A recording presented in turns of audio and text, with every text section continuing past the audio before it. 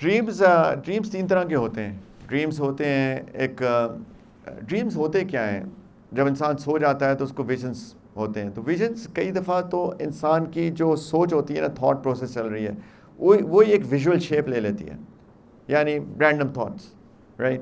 اس کے پیچھے بہت ساری ریزنز ہو سکتی ہیں.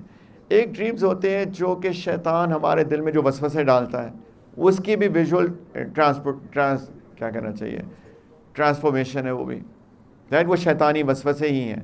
اور تیسرا ہوتا ہے اللہ کی طرف سے، جو اللہ تعالیٰ دل میں انسان کے دماغ میں وہ چیز ڈالتے ہیں جس کو الہام کہتے ہیں، right. It's like divine message, جس کی کوئی یعنی اٹ از ناٹ نیسسری کہ آپ ان کو واقعی اس پہ عمل کریں، لیکن کچھ ڈیوائن میسیجز ہوتے ہیں جو کہ اللہ کی طرف سے وہ بھی ویژول فارمز میں آتے ہیں. یہ تین طرح کے ڈریمز ہوتے ہیں.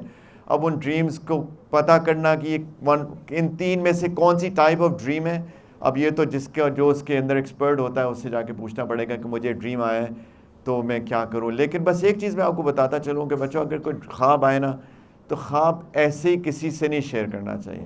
وہ کسی ایسے بندے سے شیئر کرنا چاہیے جو پازیٹیو مائنڈ سیٹ کا ہو. یہ بہت اہم ہے، یعنی جو ہر چیز کو کوئی پازیٹیوٹی دینا جانتا ہو، کیونکہ انٹرپریٹیشن کے اوپر اس ڈریم کے ایفیکٹس ہوتے ہیں. یعنی اگر کوئی بندہ میرے پاس آئے اور وہ کہے کہ جی میں نے خواب میں دیکھا ہے کہ میں سانپ آیا ہے مثال کے طور پہ، اور میری اس سے لڑائی ہوئی ہے اور میں نے سانپ کو مار ڈالا ہے، اب آپ کیا اس کو انٹرپریٹ کریں؟ کوئی انٹرپریٹ کیا کرے گا؟ کوئی ہو سکتا ہے او مائی گاڈ تم تو پھنس کے سانپ آئے. لیکن میں اس کو کیسے انٹرپریٹ کروں گا؟ میں کہوں گا تم نے سانپ مار دیا، اس کا مطلب ہے کہ تمہارا اگر کوئی دشمن ہے تو تم اس پہ قابو پا لو گے. یہ پازیٹیوٹی ہے، رائٹ. اور جیسے ڈریم کی انٹرپریٹیشن ہوتی ہے اسی کے ایفیکٹس انسان کے اوپر آتے ہیں.